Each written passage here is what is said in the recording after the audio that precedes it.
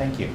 So this is a work in progress. This is part of a larger project with three co-authors, Helen Marrow, the sociologist at Tufts, Tina Okamoto at Indiana, and Linda Trop, the psychologist at UMass Amherst. I'll tell you a little bit about the study as we go along. The motivation for the study is really, of course, diversity. So we're living in an increasingly diverse country, with diversity being driven both by native-born births, but also well by immigration. And we have a literature looking at contact across groups, but much of this literature has a particular kind of focus. So focuses largely on black-white interactions. When it talks about contact, there's a lot of unclarity about what we exactly mean by contact. A lot of the work that's done on contact is experimental, so done by psychologists among university students, so maybe not representative. The work that's done in the field is often in the workplace or the neighborhood, but not across social spaces.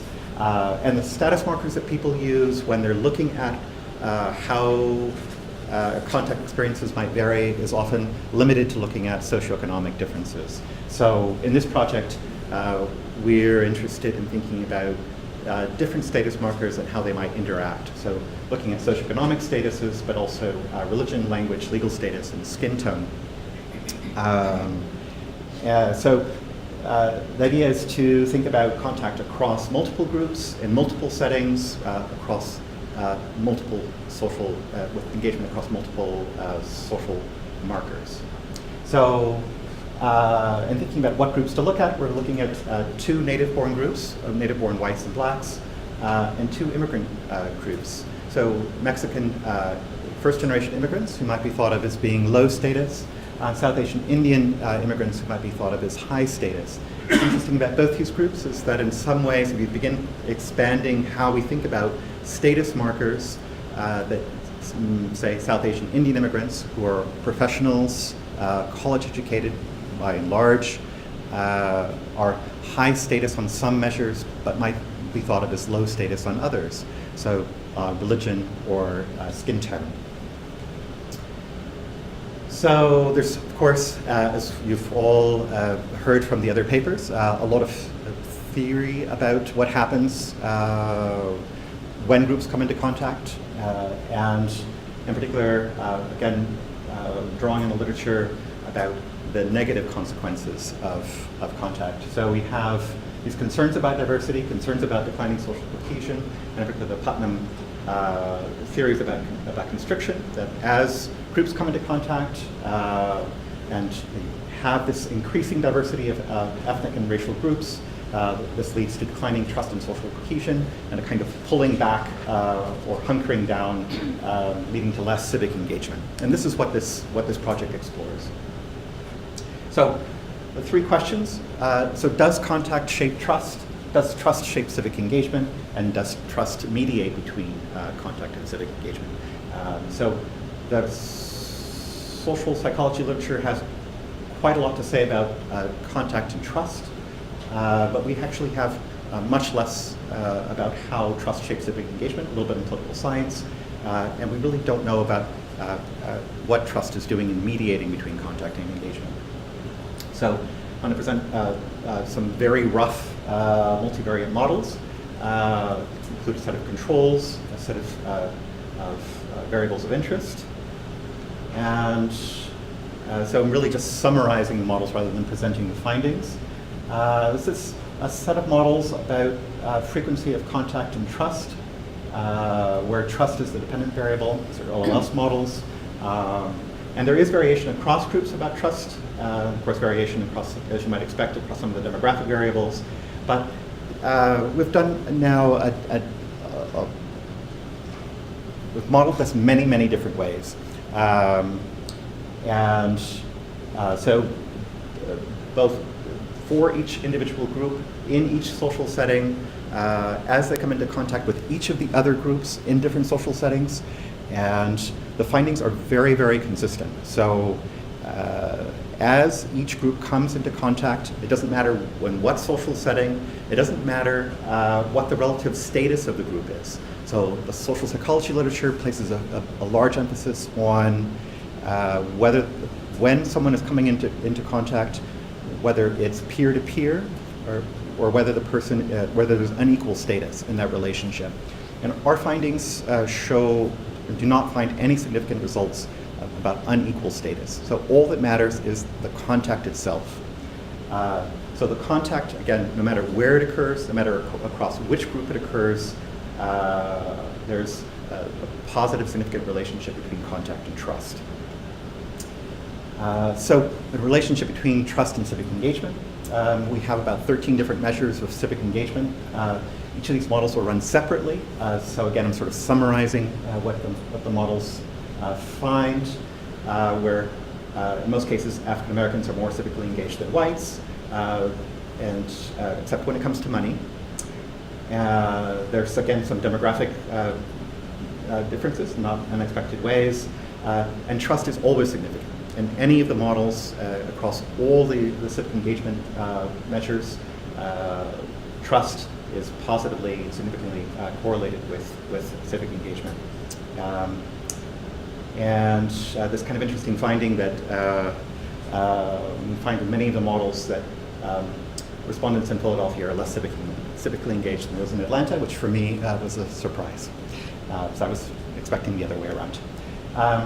So these are about, again, donations to charity, donating, coming together to solve a particular problem, organizing in March.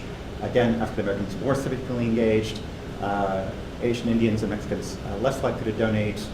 Again, demographic, as you might expect, and trust significant across all the models. And again, with Philadelphia being the civically engaged. These questions were asked about ethnic organizations, so they were only asked of African Americans, Asian Indians, and Mexicans. So Indians and Mexican immigrants were less likely to attend meetings or volunteer than African Americans. Again, the demographic differences, trust across all models, and people less engaged in Philadelphia.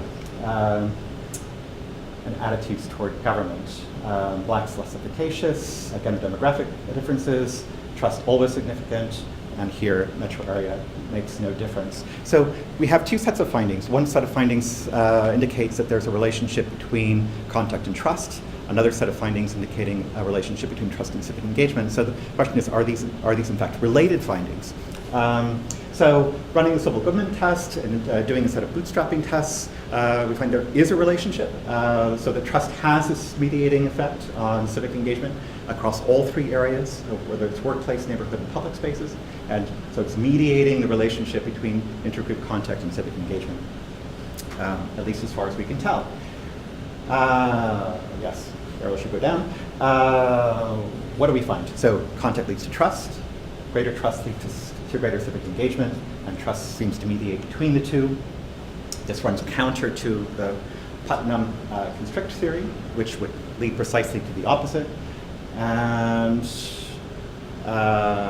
right, and then we have this this finding about social status and how the relative social status of the individuals who are coming into contact with one another really is never significant in any of these models, which is interesting. So again, it's about the frequency of contact, to some extent about the quality of contact. So there are measures in this this data set, which I didn't really explain, but I'm happy to explain. This is an original data set, 2 metro areas, Atlanta, Philadelphia, 2,000 people, 500 from each group in each metro area. So it's, yes, I can talk about this more, but so the great thing about this data set is it has a very, very fine-grained measure of contact and how and when it occurs and the quality of contact in each of the social settings.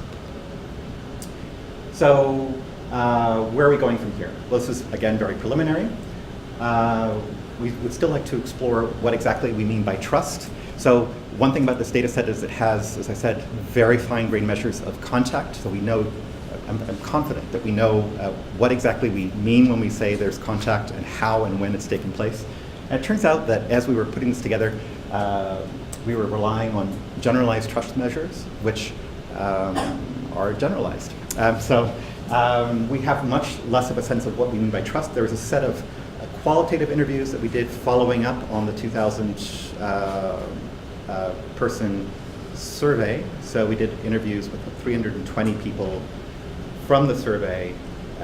In those interviews, we asked people about trust. So we'll have a sense, we'll be able to unpack a little bit about what it is that people are talking about.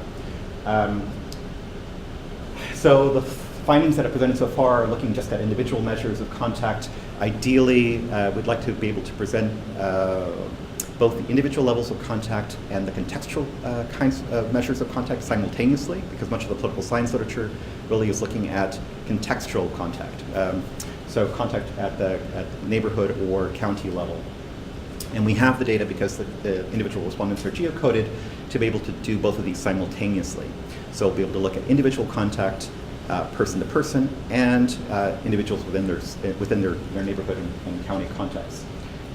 We're exploring secondary transfer effects, which are quite fascinating. So how the native-born feel about each other influences how they feel about immigrants, and vice versa. So how whites think about blacks influences how they think about immigrants. And we're continuing to explore these differences about religion and skin tone. And skin tone in particular has a huge effect for immigrants. So Asian Indians, for example, who are very high status and report very high levels of trust, particularly in their neighborhoods and workplaces, when they step outside into public spaces, report levels of discrimination that are on par with those of African Americans. And finally, I'm very interested in these differences in metropolitan contexts, so the Philadelphia-Atlanta differences.